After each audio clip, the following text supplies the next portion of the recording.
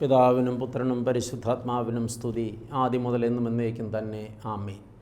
ദൈവത്തിൻ്റെ പരിശുദ്ധമായ തിരുനാമത്തിന് മഹത്വം ഉണ്ടാകട്ടെ. കർത്താവായ യേശു ക്രിസ്തുവിലെ ഏറ്റവും സ്നേഹമുള്ള വാത്സല്യമുള്ള ദൈവമക്കളെ, ഒരിക്കൽ കൂടെ നമ്മുടെ കർത്താവിൻ്റെ പാദപീഠത്തിൽ ചേർന്ന് വന്ന മാധുര്യമേറിയ തിരുവചനങ്ങൾ തിരുവായിൽ നിന്ന് കേൾപ്പാൻ നമുക്ക് ഭാഗ്യവും സന്ദർഭവും ഒരുക്കി തന്ന നല്ലവനായ കർത്താവിനെ സ്തോത്രം ചെയ്തുകൊണ്ട് പാദപീഠത്തിൽ നമുക്ക് ചേർന്ന് ആയിരിക്കാം. ഈ ദിവസങ്ങളിൽ നാം ധ്യാനിച്ചു കൊണ്ടിരിക്കുന്നത് രണ്ട് വ്യക്തികൾ ഒരേ സ്ഥലത്ത് ഒരേപോലെ നിൽക്കുമ്പോൾ അവരിലൊരാൾ ദൈവസന്നിധിയിൽ സ്വീകരിക്കപ്പെടുകയും മറ്റൊരാൾ തിരസ്കരിക്കപ്പെടുകയും ചെയ്യുന്ന സാഹചര്യങ്ങളാണ്. സത്യത്തിൽ ദൈവം എല്ലാവർക്കും സാഹചര്യങ്ങൾ നൽകുന്നത് ഒരുപോലെയാണ്.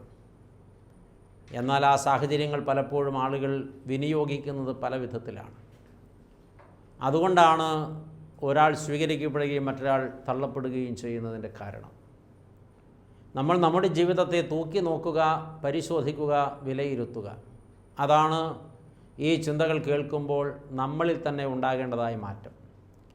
ഇന്ന് ഇപ്രകാരമായിരുന്ന വേറെ രണ്ട് ആളുകളെ നമ്മുടെ ചിന്തയ്ക്ക് വിഷയമാക്കാമെന്ന് വിചാരിക്കുകയാണ്. ഉൽപ്പത്തി പുസ്തകം 12-ാം അധ്യായത്തിലാണ് അബ്രഹാം പിതാവിൻ്റെ ചരിത്രം ആരംഭിക്കുന്നത്. അബ്രഹാം പിതാവിൻ്റെ ചരിത്രം ആരംഭിക്കുമ്പോൾ ദൈവം അദ്ദേഹത്തെ പേര് ചൊല്ലി വിളിക്കുകയാണ്. ജീവിതത്തിൽ അന്നുവരെ അബ്രഹാം ഒരു ദൈവത്തെ നേരിട്ട് പരിചയപ്പെട്ടിട്ടില്ല. ഒരു ദൈവവും അന്നുവരെ അബ്രഹാമിനോട് വ്യക്തിപരമായി സംസാരിച്ചിട്ടില്ല.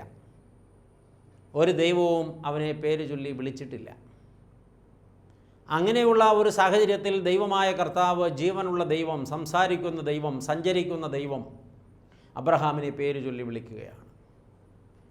അബ്രഹാം ദൈവത്തിൻ്റെ വിളി കേട്ടു, അതനുസരിച്ചു. ദൈവം അവനോട് പറഞ്ഞു, നീ നിൻ്റെ പിതൃഭവനത്തെയും ചാർച്ചക്കാരെയും നിനക്കുള്ള സകലത്തെയും വിട്ട് ഞാൻ നിന്നെ കാണിപ്പാനിരിക്കുന്ന ദേശത്തേക്ക് പുറപ്പെടുക.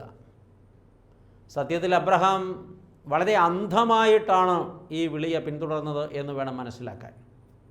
വിളിച്ചയാളെ മുൻപരിചയമില്ല. അതുകൊണ്ട് തന്നെ ഈ വിളി എവിടേക്കാണെന്നോ എന്തിനാണെന്നോ എന്താകുമെന്നോ അറിയില്ല. പക്ഷെ ദൈവമാണ് വിളിച്ചത്. അതുകൊണ്ട് ദൈവം വിശ്വസ്തനെന്ന് അബ്രഹാം നിഷ്കളങ്കമായി വിശ്വസിച്ചു, അംഗീകരിച്ചു.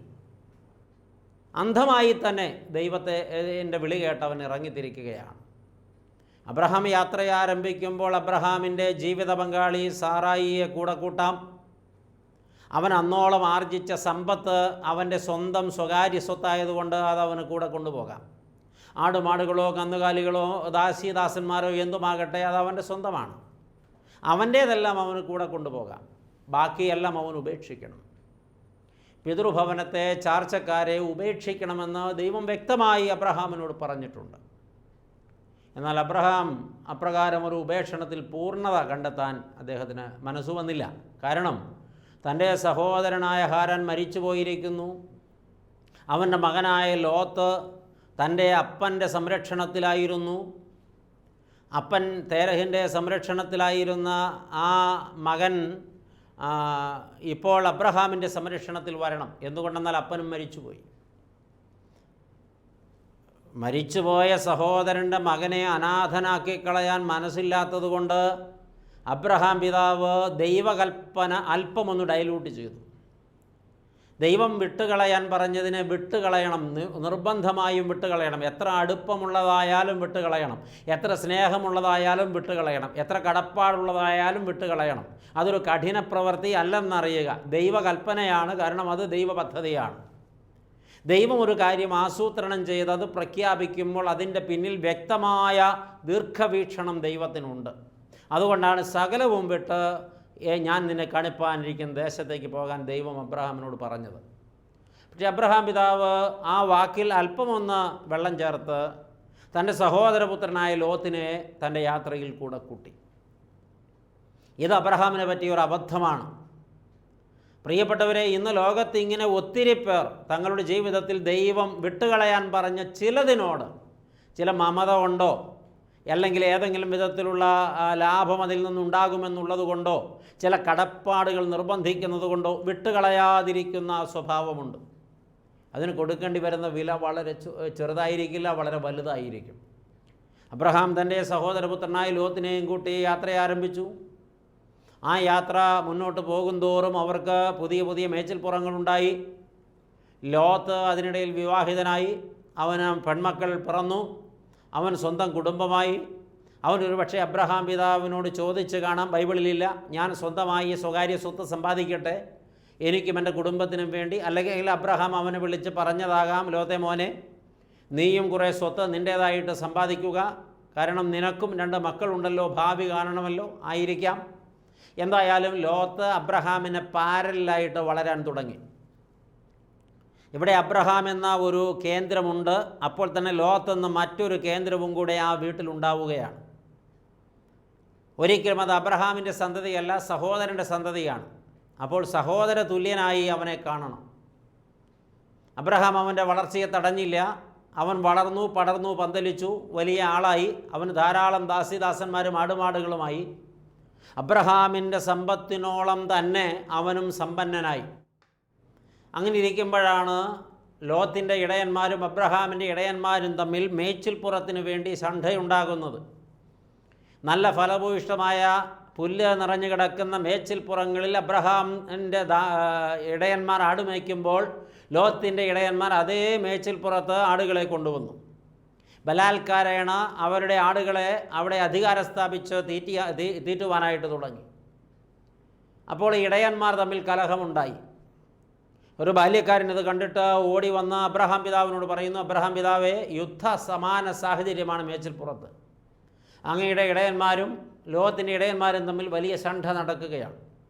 എത്രയും പെട്ടെന്ന് ഇടപെട്ടില്ല എങ്കിൽ വലിയ നഷ്ടങ്ങൾ ഒരുപക്ഷെ വരും. സഹോദരങ്ങൾക്കിടയിൽ വലിയ തീർത്താൽ തീരാത്ത മുറിവുകളുണ്ടാകും.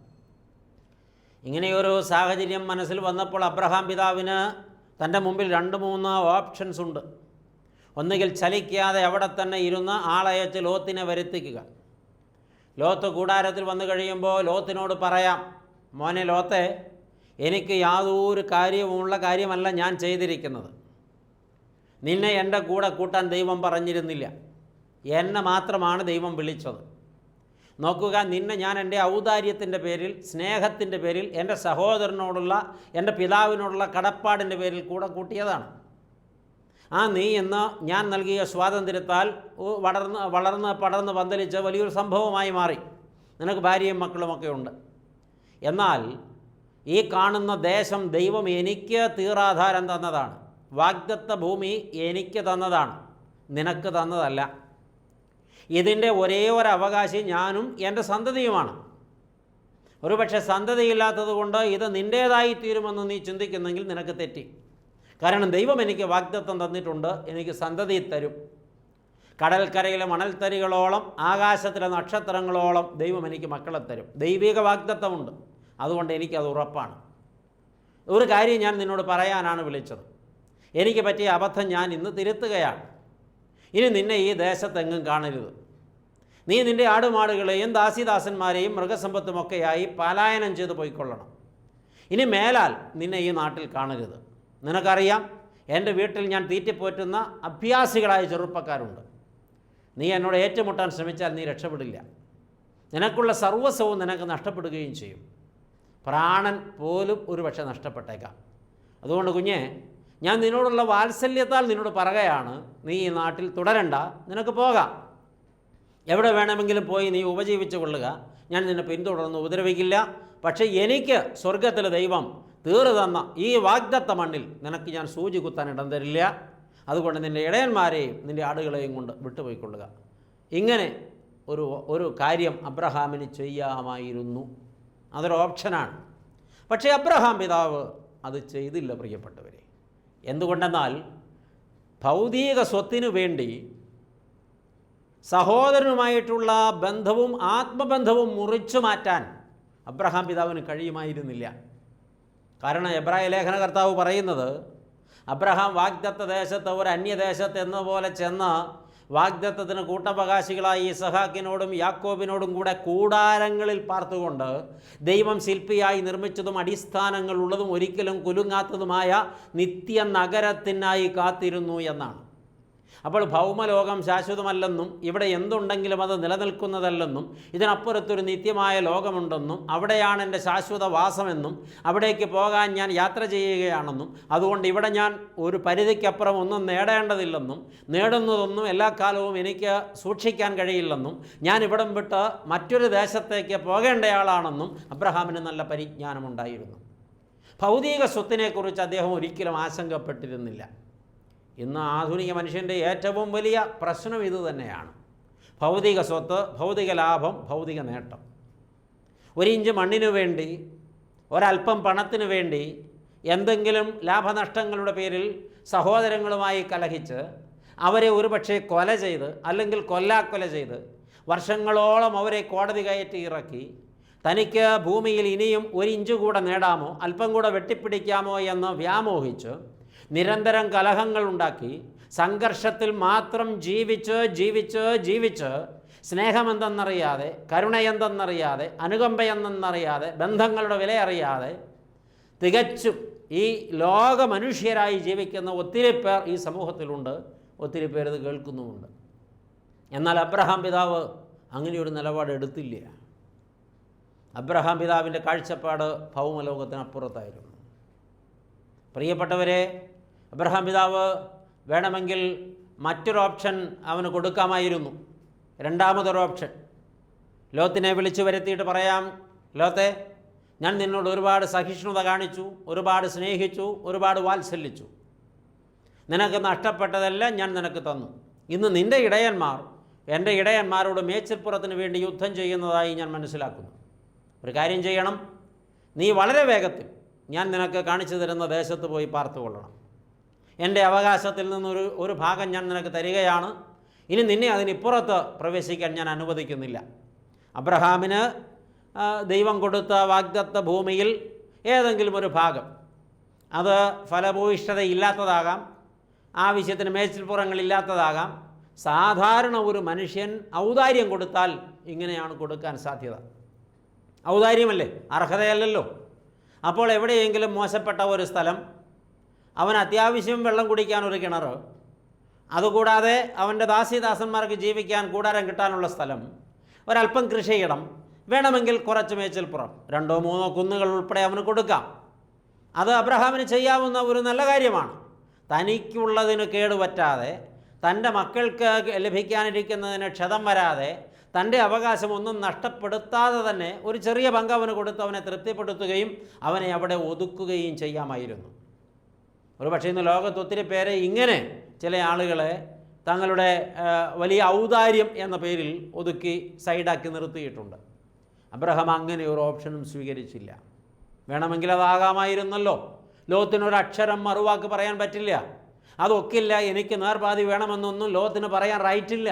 കാരണം ലോത്തിന് അവകാശമില്ല. ലോത്ത് ശരിക്കും ഔദാര്യം പറ്റി ജീവിക്കുന്നവനാണ്. എന്നാൽ അബ്രഹാം പിതാവ് അങ്ങനെ ഒരു ഓപ്ഷനും തിരഞ്ഞെടുത്തില്ല. എന്തുകൊണ്ടെന്നാൽ തൻ്റെ സഹോദരൻ്റെ പുത്രൻ, തൻ്റെ നേർ സഹോദരൻ്റെ പുത്രൻ, തൻ്റെ നേർ സഹോദരനൊപ്പം തനിക്ക് തുല്യനായി എണ്ണപ്പെടേണ്ടവനാണ്. അവനെ പാർശ്വവൽക്കരിക്കാനോ അവനെ ഒതുക്കി മാറ്റാനോ അവനെ എവിടെയെങ്കിലും കൊണ്ടുപോയി അമർച്ച ചെയ്ത് ഇനി അനങ്ങാത്ത രീതിയിൽ വയ്ക്കാനോ എനിക്ക് കഴിയില്ല. കാരണം ഞാൻ എൻ്റെ സഹോദരനെ സ്നേഹിക്കുന്നു, ഞാൻ എൻ്റെ ദൈവത്തെ ഭയപ്പെടുന്നു. ഒരിക്കലും ഞാൻ എൻ്റെ സഹോദരനോട് ദോഷം പ്രവർത്തിക്കാൻ പാടില്ല. പ്രിയപ്പെട്ടവരെ, ആധുനിക മനുഷ്യൻ്റെ മനസ്സിൽ ഇല്ലാത്തതായ ഒരു വലിയ മൂല്യമാണ് ഇവിടെ അബ്രഹാമിൽ കാണുന്നത്. എല്ലാവരെക്കുറിച്ചുമല്ല കേട്ടോ, ഇങ്ങനെ മൂല്യമുള്ളവരൊക്കെ ഉണ്ട്. എനിക്കും എൻ്റെ മക്കൾക്കും ഒന്നുമില്ലെങ്കിൽ പോലും അവർക്കും അവരുടെ മക്കൾക്കും കുറവ് വരരുതെന്ന് നനച്ച് ഉള്ളതിലേറ്റവും നല്ലതും വലുതുമായ പങ്ക് സഹോദരങ്ങൾക്ക് പകുത്തുകൊടുത്ത് ഇല്ലായ്മയും വല്ലായ്മയും സഹിച്ച് ജീവിക്കുന്ന പുണ്യവാന്മാരായ ഭക്തന്മാർ അപൂർവങ്ങളിൽ അപൂർവമായി നമ്മുടെ നാട്ടിൽ എവിടെയൊക്കെയോ ഉണ്ട്. പ്രിയപ്പെട്ടവരെ, എല്ലാവരും ഇങ്ങനെ എന്തെങ്കിലുമൊക്കെ കേൾക്കുമ്പോൾ അത് ഞാനാണെന്ന് സ്വയം അഭിമാനിക്കാറുണ്ട്. എന്തെങ്കിലും ഒരു ചെറിയ പുണ്യം ചെയ്തതിൻ്റെ പേരിലായിരിക്കും ഈ വലിയ മേനി നടിക്കൽ. അതൊന്നുമല്ല പ്രിയപ്പെട്ടവരെ ഇവിടെ അബ്രഹാം ചെയ്തത്. അബ്രഹാം ഇങ്ങനെ ഒരു ഔദാര്യത്തിനും മുതിർന്നില്ല. അബ്രഹാം വളരെ വിലപ്പെട്ട ഒരു മൂന്നാമത്തെ ഓപ്ഷൻ തിരഞ്ഞെടുത്തു. നേരെ എഴുന്നേറ്റ് ലോത്തിൻ്റെ കൂടാരത്തിലേക്ക് ചെന്നു. ലോത്തിനെ ആളയച്ച് വിളിപ്പിക്കുകയല്ല ചെയ്തത്, ആജ്ഞാശക്തി ഉപയോഗിക്കുകയല്ല ചെയ്തത്. തന്നേക്കാൾ എത്രയോ വയസ്സിന് എളുപ്പമുള്ള സഹോദരൻ്റെ മകനായ ഈ പൈതലിൻ്റെ അരികിൽ, ഒരു പക്ഷേ സ്വന്തം മകൻ്റെ സ്ഥാനത്ത് നിൽക്കേണ്ട അവൻ്റെ അരികിലേക്ക് അബ്രഹാം അങ്ങ് ചെല്ലുകയാണ്. എന്നിട്ട് പറഞ്ഞു, മോനെ ലോത്തെ, ഞാൻ ഈ ഒരു വാർത്ത കേട്ടല്ലോ, അത് അത്ര ശുഭമലായ വാർത്തയല്ലല്ലോ, നമുക്കിങ്ങനെ തുടരാൻ പറ്റില്ലല്ലോ മോനെ, അതുകൊണ്ട് വളരെ വേഗം എൻ്റെ കൂടെ വന്നാട്ടെ, നീ നിൻ്റെ ബാല്യക്കാരെയും വിളിച്ചുകൊള്ളുക, ആവശ്യമുണ്ട്. എന്താണ് അത് പറയാം. പോകുന്ന വഴിക്ക് പറഞ്ഞു, ഇങ്ങനെ ഒരു കലഹമുണ്ടായതായി ഞാൻ കേട്ടു. നമ്മുടെ രണ്ടുപേരുടെ ഇടയന്മാർ തമ്മിൽ തല്ലിയാൽ നമ്മൾ തമ്മിൽ തല്ലുന്നതിന് തുല്യമാണ്. സഹോദരങ്ങൾ തമ്മിൽ തല്ലാൻ പാടില്ല കുഞ്ഞെ, അത് വലിയ അനർത്ഥമാണ്, അത് വലിയ അബദ്ധമാണ്, അതൊരിക്കലും സംഭവിക്കാൻ പാടില്ല, ഒരിക്കലും. അതുകൊണ്ട് ഞാനിപ്പോൾ നിൻ്റെ മുമ്പിൽ ഒരു സാധ്യത വയ്ക്കുകയാണ്. നോക്ക്, ഈ അനന്തവിശാലമായി നീണ്ടു പരന്ന് കിടക്കുന്ന ഈ ഭൂപ്രദേശം മുഴുവൻ സ്വർഗത്തിലെ ദൈവം എനിക്ക് അവകാശമായി തന്നതാണ്. അത് എനിക്ക് ഇഷ്ടമുള്ളതുപോലെ വിനിയോഗിക്കാൻ ദൈവം എനിക്ക് സ്വാതന്ത്ര്യം തന്നിട്ടുണ്ട്. തെക്കും വടക്കും കിഴക്കും പടിഞ്ഞാറുമായി അനന്തവിശാലമായി കണ്ണെത്താ ദൂരത്തോളം പരന്നു കിടക്കുന്ന ഈ ഭൂമി സ്വർഗത്തിലെ ദൈവം എനിക്ക് തന്ന വാഗ്ദത്ത ഭൂമിയാണ്. ഇതെങ്ങനെ കൈകാര്യം ചെയ്യണമെന്ന് ദൈവം എനിക്ക് സ്വാതന്ത്ര്യം തന്നിട്ടുണ്ട്. അതുകൊണ്ട് കുഞ്ഞെ, ഞാൻ നിന്നോട് പറയുന്നത് കേൾക്കുക. ഈ കാണുന്ന ഭൂമി മുഴുവനും ഞാനിപ്പോൾ നിൻ്റെ മുമ്പിൽ വയ്ക്കുകയാണ്. നിനക്ക് വേണ്ട പങ്ക് നീ തിരഞ്ഞെടുക്കുക. എന്നിട്ട് അത് ഏതാണെന്ന് എന്നോട് പറയുക, ഞാനത് നിനക്ക് പകുത്തു തരും. തിരഞ്ഞെടുക്കാനുള്ള അവകാശവും സ്വാതന്ത്ര്യവും ലോത്തിന് കൈമാറുകയാണ് അബ്രഹാം. പ്രിയപ്പെട്ടവരെ, അബ്രഹാം എത്ര വലിയൊരു മനുഷ്യനാണ്! അബ്രഹാമിൻ്റെ വിശാലത, അബ്രഹാമിൻ്റെ സ്നേഹം, അബ്രഹാമിൻ്റെ നിഷ്കളങ്കത, അബ്രഹാമിൻ്റെ ദൈവാശ്രയത്വം, അതാണ് ഇവിടെ വെളിപ്പെട്ട് വരുന്നത്. മോനെ ലോത്തെ, തിരഞ്ഞെടുക്കാനുള്ള സാധ്യത ഞാൻ നിൻ്റെ മുമ്പിൽ വയ്ക്കുകയാണ്. സ്വാതന്ത്ര്യം നിനക്ക് തരികയാണ്, നീ തിരഞ്ഞെടുക്കണം. സത്യത്തിൽ അവിടെ ലോത്ത് നീതിമാനായിരുന്നുവെങ്കിൽ, ലോത്ത് ഒരു യഥാർത്ഥ ദൈവഭക്തനായിരുന്നുവെങ്കിൽ, അബ്രഹാമിൻ്റെ കാഴ്ചപ്പാടിൻ്റെ പാതിയെങ്കിലും ലോത്തിനുണ്ടായിരുന്നെങ്കിൽ ലോത്തിന് പറയാമായിരുന്നു, എൻ്റെ പിതാവേ, അങ്ങ് എനിക്കിങ്ങനെ ഒരു സ്വാതന്ത്ര്യം തരേണ്ടതില്ല, ഞാൻ ആ സ്വാതന്ത്ര്യം വിനിയോഗിക്കാനും പോകുന്നില്ല. എന്തുകൊണ്ടെന്നാൽ ഞാൻ അർഹതയില്ലാത്തവനാണ്. കൊച്ചു ബാലനായിരുന്നപ്പോൾ എന്നെ സ്വന്തം മകനെപ്പോലെ കൂടെ കൂട്ടിയതാണ്. ഇന്നുവരെ എനിക്ക് പിതൃസ്നേഹതുല്യമായ സ്നേഹമല്ലാതെ വേറൊന്നും അങ്ങ് തന്നിട്ടില്ല. അങ്ങയുടെ ഔദാര്യം പറ്റിയാണ് ഇന്നും ഞാൻ ജീവിക്കുന്നത്. എനിക്ക് ഈ ഉള്ളതെല്ലാം അവിടുത്തെ ദാനം മാത്രമാണ്. ഞാൻ ഒന്നിനും അർഹനല്ല. അതുകൊണ്ട് പിതാവേ, അവിടുന്ന് കൽപ്പിച്ച് നിർദ്ദേശിച്ച് എനിക്ക് ഏത് ഭാഗമെന്ന് പറയുക, അത് അല്പമാണെങ്കിലും അധികമാണെങ്കിലും ഞാനൊരു മറുവാക്ക് പോലും പറയില്ല. ഞാനത് സമ്മതിച്ചു കൊള്ളാം, കീഴടങ്ങി നിന്നുകൊള്ളാം. ഇനി ഒരിക്കലും ഇടയന്മാർ തമ്മിൽ ശണ്ഠയുണ്ടാകാതെ നമുക്ക് സമാധാനമായിട്ട് പിരിയാം. അങ്ങയുടെ ഔദാര്യമാണ്, അതാണ് എൻ്റെ പ്രതീക്ഷ എന്ന് ലോത്തിന് പറയാമായിരുന്നു. അതാണ് ലോത്ത് പറയേണ്ടിയിരുന്നത്. പക്ഷേ പ്രിയപ്പെട്ടവരെ, ദുർബുദ്ധിയായ ലോത്ത്, വക്രഹൃദയനായ ലോത്ത്, ദ്രവ്യാഗ്രഹിയായ ലോത്ത്, ചതിയനായ ലോത്ത്, അവൻ ചുറ്റുപാടും വിഹക വീക്ഷണം നടത്തി. നീരൊഴുക്കുള്ളതും പച്ചപുതച്ച് കിടക്കുന്നതും ഫലഭൂയിഷ്ടമായ കൃഷിയിടങ്ങളുള്ളതുമായ മനോഹരമായ താഴ്വര, സോദോം ഗോമോറ എന്നീ പ്രദേശങ്ങൾ, അവിടെ എന്ത് നട്ടാലും പൊന്നുവിളയുന്ന മണ്ണാണ്. കൃഷി ചെയ്യാൻ ഇത്രയും ഫലഭൂയിഷ്ടമായൊരു ഭൂപ്രദേശം വേറെയില്ല. ആ ഭൂമിയെല്ലാം അവൻ കണ്ടു, അവനതെല്ലാം മനസ്സിൽ ഉറപ്പിച്ചു. അബ്രഹാം ശാന്തനായി നിൽക്കുകയാണ്. കുറച്ച് കഴിഞ്ഞ് ലോത്ത് അബ്രഹാമിൻ്റെ മുമ്പിൽ വന്നു. അബ്രഹാം ചോദിച്ചു, കുഞ്ഞെ, നീ തീരുമാനമെടുത്തു? അവൻ പറഞ്ഞു, ഞാൻ തീരുമാനമെടുത്തു. നീ എന്ത് തീരുമാനിച്ചു? അവൻ വിരൽ ചൂണ്ടി. ഇവിടം മുതൽ അങ്ങോട്ട് കാണുന്ന ഭൂമി മുഴുവനും എനിക്ക് വേണം. പ്രിയപ്പെട്ടവരെ, അതൊരവകാശം പറച്ചിലായി അവൻ പ്രഖ്യാപിച്ചതാണ്. ഇതെല്ലാം എനിക്ക് വേണം. സത്യത്തിൽ അവന് തിരഞ്ഞെടുക്കാനുള്ള സ്വാതന്ത്ര്യം കൊടുത്തത് അവൻ ദുർവിനിയോഗം ചെയ്യുകയായിരുന്നു. അബ്രഹാമിന് മനസ്സിലായി അവൻ എന്നെ ചതിച്ചു എന്ന്. പക്ഷെ പറഞ്ഞ വാക്ക് അബ്രഹാം തെറ്റിച്ചില്ല. പ്രിയപ്പെട്ടവരെ, ആ ഭൂപ്രദേശം മുഴുവനും അവന് തീർകൊടുത്തു. ലോത്ത് തിരഞ്ഞെടുത്ത ഭൂമിക്കും ശേഷിച്ച ഭൂമിക്കുമിടയിൽ ഒരു വേലി കെട്ടിച്ചു. തൻ്റെ ബാല്യക്കാരെ കൊണ്ടത് ചെയ്യിച്ചു. ലോത്തിനുള്ള സകലത്തെയും അപ്പുറം കടത്തി. എന്നിട്ട് അബ്രഹാം നേരെ തിരിഞ്ഞ് മരുഭൂമിയിലേക്ക് നോക്കി. തൻ്റെ ആടുകൾക്ക് ആഹാരം കണ്ടെത്താൻ വഴിയില്ല. ദാസീദാസന്മാർക്ക് ആഹാരം കൊടുക്കാൻ കൃഷിഭൂമിയില്ല.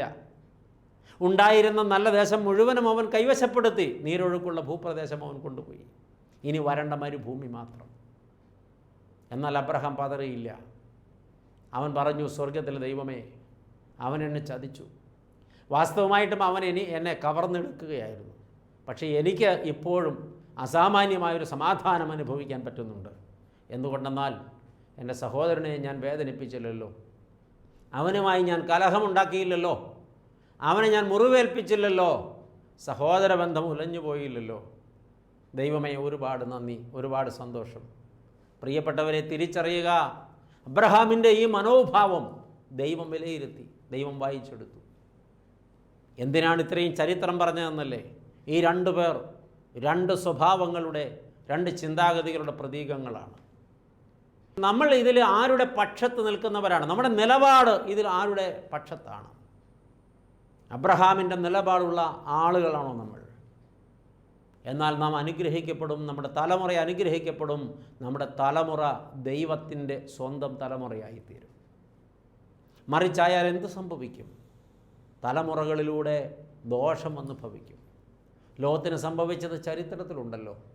നാളുകളേറെ കഴിയും മുമ്പ് ലോത്ത് പാർത്തിരുന്ന ദേശം പാപമ്ലേച്ഛത കൊണ്ട് മലീമസമാക്കപ്പെട്ടപ്പോൾ അവിടെ വലിയ ശിക്ഷ ഇറങ്ങുകയായിരുന്നു.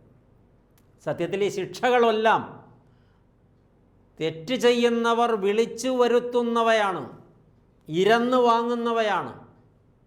തെറ്റ് ചെയ്യുന്നവരുടെ മേൽ ശിക്ഷ അടിച്ചേൽപ്പിക്കുകയല്ല, തെറ്റ് ചെയ്യുന്നവരെല്ലാം ശിക്ഷ ഇരന്നു വാങ്ങുകയാണ്. സത്യത്തിൽ തെറ്റ് ചെയ്തവർ ശിക്ഷിക്കപ്പെട്ടെങ്കിൽ അതിൻ്റെ ഉത്തരവാദി ശിക്ഷിച്ചവനല്ല, തെറ്റ് ചെയ്തവരാണ്. അതാണ് ശരിയായ നീതി. ലോകം ഇന്ന് വരെ ഒരുപക്ഷെ ആ വിധത്തിൽ അതിനെ വിലയിരുത്തിയിട്ടുണ്ടോ എനിക്കറിയില്ല. ശിക്ഷ നടത്തുന്നവരെ കുറിച്ച് ഒരുപാട് കുറ്റങ്ങൾ പറയുന്നു പലരും. ഈ ശിക്ഷ നടത്തുന്നവരല്ല ശരിക്കും കുറ്റം ചെയ്യുന്നത്. ഈ ശിക്ഷ ഏറ്റുവാങ്ങുന്നവർ, അവർ ചെയ്ത തെറ്റിൻ്റെ ശിക്ഷയാണ് ഏറ്റുവാങ്ങുന്നത്. നീതിപൂർവമുള്ള ശിക്ഷയാണെങ്കിൽ അത് അർഹതപ്പെട്ട് ഇരന്നു വാങ്ങിയതാണ്. ഇവരും അങ്ങനെ തന്നെ ചെയ്തു. സ്വവർഗരതി എന്ന അതിമാരകമായ പ്രകൃതി വിരുദ്ധ പാപത്തിൻ്റെ ശിക്ഷ അവർ ഇരന്നു വാങ്ങുകയായിരുന്നു. പ്രിയപ്പെട്ടവരെ, ആ ദേശം മുഴുവൻ അഗ്നിയും ഗന്ധകവും ഇറങ്ങി കത്തിപ്പോയി. ഇന്ന് ചരിത്രത്തിൽ സാക്ഷ്യമായിട്ട ഭൂപ്രദേശം ചാവുകടൽ എന്ന പേരിൽ കിടക്കുകയാണ്. ആ സ്ഥലത്ത് അച്ഛൻ പോയിട്ടുണ്ട്. 6 വട്ടം ചാവുകടൽ സന്ദർശിച്ചു. പ്രാണനുള്ള ഒരു പ്രാണിയും അതിൻ്റെ മുകളിലൂടെ പാറില്ല. ആ പ്രദേശത്ത്, അതിന് ചുറ്റുപാടിൽ പ്രിയപ്പെട്ടവരെ ഒരു പുല്ല് കിളിർക്കില്ല. കാരണം അഗ്നിയും ഗന്ധകവും ഇറങ്ങി കത്തി. അത്രയ്ക്ക് സാന്ദ്രതയുള്ള വെള്ളമാണ്. അതിൻ്റെ അകത്ത് ഇറങ്ങിയാൽ ഒരു മനുഷ്യൻ റബ്ബർ പന്ത് പോലെ പൊങ്ങിക്കിടക്കും. സാധാരണ മനുഷ്യൻ വെള്ളത്തിലിറങ്ങിയാൽ താണുപോകില്ലേ? ഈ വെള്ളത്തിലിറങ്ങിയാൽ പന്ത് പോലെ പൊങ്ങിക്കിടക്കും. അത്ര സാന്ദ്രതയുള്ള വെള്ളമാണ്. പ്രിയപ്പെട്ടവരെ, ആ പ്രദേശം ഇന്ന് ഭൂമിയിൽ ഇത്ര ശാപഗ്രസ്തമായി കിടക്കുകയാണ്. ഇവിടെ 2 പേരുണ്ടായിരുന്നു. ഒരുവൻ വാഗ്ദത്ത ഭൂമി കൈവശപ്പെടുത്തി, സഹോദരനാൽ വഞ്ചിക്കപ്പെട്ടെങ്കിലും അവൻ അഭിവൃദ്ധിപ്പെട്ടു. അവൻ്റെ സമ്പത്ത് പിന്നെയും വർദ്ധിച്ചു. അവൻ്റെ സന്തതി അനുഗ്രഹിക്കപ്പെട്ടു. അവൻ്റെ സന്തതിയിലൂടെ ലോകം അനുഗ്രഹിക്കപ്പെട്ടു. യേശുക്രിസ്തു വിളിക്കപ്പെടുന്ന മനോഹരമായൊരു പേരാണ് അബ്രഹാമിൻ്റെ സന്തതി. അവൻ്റെ വംശാവലിയിലാണ് യേശുക്രിസ്തു ഭൂമിയിൽ പിറവിയെടുത്തത്. അബ്രഹാമിൻ്റെ സന്തതി എന്നവന് പേരുള്ളപ്പോൾ അബ്രഹാമിൻ്റെ വാഗ്ദത്ത പ്രകാരമുള്ള വീണ്ടെടുപ്പാണ് ലോകത്തിന് സാധിച്ചത്. എന്നാൽ ലോത്ത് എത്ര ദാരുണമായിട്ടായിരുന്നു അവൻ്റെ തലമുറയുടെ അന്ത്യം. ലോത്തിന് 2 പെൺമക്കളായിരുന്നു. ആ കുടുംബത്തെ ഈ ശിക്ഷയിൽ നിന്ന് ഒഴിവാക്കിയിരുന്നു. കാരണം അത് ശരിക്കും ദൈവഭക്തിയുള്ളൊരു കുടുംബമായിരുന്നു. അബ്രഹാമിൻ്റെ സഹോദരൻ്റെ പുത്രനല്ലേ. എന്നാൽ പ്രിയപ്പെട്ടവരെ, തിരിഞ്ഞു നോക്കാതെ ഓടിപ്പോയിക്കൊള്ളുക എന്ന ദൈവദൂതന്മാരുടെ കൽപ്പന ലംഘിച്ച് ഈ ഫലഭൂയിഷ്ടമായ ഭൂപ്രദേശവും സമ്പത്തും ആനന്ദവും വിട്ടുപോകാനുള്ള മടി കൊണ്ട് ലോത്തിൻ്റെ ഭാര്യ തിരിഞ്ഞു നോക്കി. ആ നോക്കിയിടത്ത് നിന്ന നിൽപ്പിൽ അവൾ ഉപ്പ് തൂണായിപ്പോയി എന്ന് വേദപുസ്തകം സാക്ഷിക്കുന്നു. അവളുടെ മനുഷ്യ ജീവിതവും അവളുടെ മാംസളമായ ശരീരവുമൊക്കെ അവൾക്ക് നഷ്ടപ്പെട്ടു. അവളൊരു ഉപ്പ് തൂണായി മാറിപ്പോയി. ബാക്കി പെൺമക്കളും ലോത്തും തിരിഞ്ഞു നോക്കാതെ ഓടി ഒരു ഗുഹയിൽ പ്രവേശിച്ചു. ദിവസങ്ങൾ കഴിഞ്ഞപ്പോൾ അവൻ്റെ പെൺമക്കൾ വിചാരിച്ചു, ലോകത്തെങ്ങും ഇനി മനുഷ്യർ ജീവിച്ചിരിപ്പില്ല. അതുകൊണ്ട് നമുക്ക് തലമുറകളുണ്ടാകണം. സ്വന്തം പിതാവിൽ നിന്ന് പെൺകുട്ടികൾ ഗർഭം ധരിക്കാനിടയായി. ശാപഗ്രസ്തരായ തലമുറകൾ പിറന്നു. പ്രിയപ്പെട്ടവരെ, തിരിച്ചറിയണം, ഇങ്ങനെ ദൈവത്തിൻ്റെ സന്നിധിയിൽ നമ്മുടെ മനോഭാവം, നമ്മുടെ നിലപാട്, നമ്മുടെ കാഴ്ചപ്പാട് വിലയിരുത്തപ്പെടണം. ലോത്തിൻ്റെ കൂട്ടുകാരാകരുത്, ലോത്തിൻ്റെ ചിന്താഗതിയുള്ളവരാകരുത്, ലോത്തിൻ്റെ വഴി തിരഞ്ഞെടുക്കരുത്. അപകടമാണ്. അബ്രഹാമിൻ്റെ ചിന്താഗതി, അബ്രഹാമിൻ്റെ കാഴ്ചപ്പാട്, അബ്രഹാമിൻ്റെ വഴി, അതാണ് അനുഗ്രഹം. 2-ൽ 1 അനുഗ്രഹം പ്രാപിച്ചു, 1 ശാപഗ്രസ്തമായിപ്പോയി. അതുകൊണ്ട് പ്രിയപ്പെട്ടവരെ, സ്വന്തം ജീവിതത്തെ തൂക്കി നോക്കി എവിടെയെങ്കിലും ലോത്തിൻ്റെ പാതയുണ്ടെന്ന് ബോധ്യപ്പെട്ടാൽ അനുതാപത്തോടെ തിരുത്തി അബ്രഹാമിൻ്റെ പാത നമുക്ക് തിരഞ്ഞെടുക്കാം. പ്രാർത്ഥിക്കാം. പരിശുദ്ധനായ ദൈവമേ, സ്വർഗീയ പിതാവേ, അനുഗ്രഹീതമായ ഈ നല്ല സമയത്തിനായിട്ട് നന്ദിയോടെ സ്തോത്രം. പാദപീഠത്തിൽ ഞങ്ങളെ വിളിച്ചിരുത്തിയിട്ട് 2-ൽ 1 സ്വീകരിക്കപ്പെട്ടു, 1 തള്ളപ്പെട്ടു. ഒരാൾ അനുഗ്രഹിക്കപ്പെട്ടു, ഒരാൾ ശപിക്കപ്പെട്ടു. അബ്രഹാമിനെയും ലോത്തിനെയും സാദൃശ്യപ്പെടുത്തി നീ ഞങ്ങളുടെ ഹൃദ്യമായി ഇടപെട്ടിരിക്കുന്നല്ലോ. ഇന്ന് കേട്ട ഈ ചിന്ത ഞങ്ങളുടെ പ്രായോഗിക ജീവിതവുമായി ബന്ധപ്പെടുത്തി, ഞങ്ങളുടെ ജീവിത ശൈലിയുമായി ബന്ധപ്പെടുത്തി സ്വയം ഒന്ന് വിലയിരുത്തി. ദൈവമേ, ഞങ്ങളിൽ തെറ്റുണ്ടെങ്കിൽ തിരുത്താൻ, ഞങ്ങൾ ശരിയുടെ പക്ഷത്താണെങ്കിൽ കൂടുതൽ ശരിയുടെ പക്ഷത്ത് മുന്നേറാൻ, അബ്രഹാമിൻ്റെ അനുഗ്രഹങ്ങൾ സ്വന്തമാക്കാൻ, ലോകത്തിൻ്റെ ശാപങ്ങൾ ഒഴിഞ്ഞു പോകാൻ ഞങ്ങൾക്ക് കൃപ തരണം. ഞങ്ങളെ വാഴ്ത്തണം, ശക്തീകരിക്കണം. പ്രാർത്ഥന അവിടുന്ന് കേട്ടതുകൊണ്ട് സ്തോത്രം. ഞങ്ങൾ നിനക്കും നിൻ്റെ പിതാവിനും പരിശുദ്ധാത്മാവിനും സ്തുതിയും സ്തോത്രവും സമർപ്പിക്കുന്നു, ഇപ്പോഴും എപ്പോഴും എന്നേക്കും തന്നെ. ആമേൻ.